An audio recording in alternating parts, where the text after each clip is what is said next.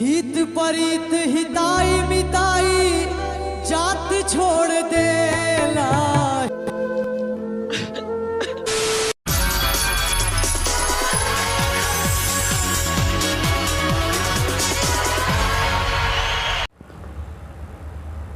नमस्कार मैम। नमस्ते, क्या नाम है आपका?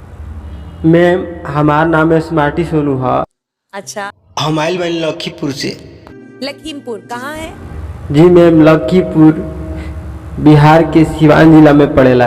और गाना कहाँ से सीखा, कब सीखा?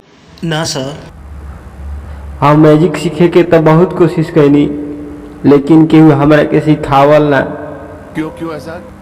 काहे से कि हम नीच जाति से बिलोंग करेले। जैसे कि आप सब तो जानते बानी कि मैजिक में कोनो जात पात ना होला, फिर भी जात पात के लेके हमारे के बहुत प्रताड़ित कइल गए। हम जहाँ भी म्यूजिक सीखे जाई, सब लोग हमरा के नीच जाति भइला के कारण म्यूजिक सिखावे से इनकार कर दे।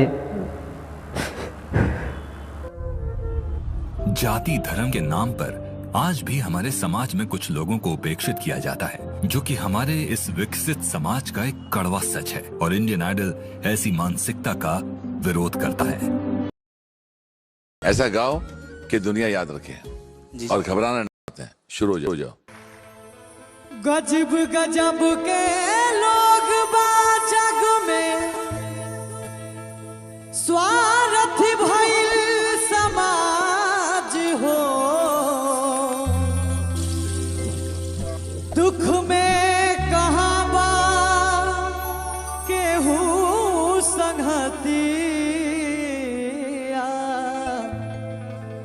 ए दुनिया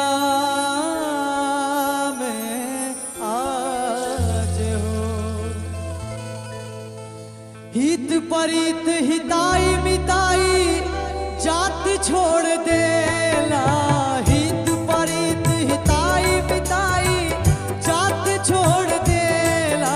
जब समय होला कमजोर,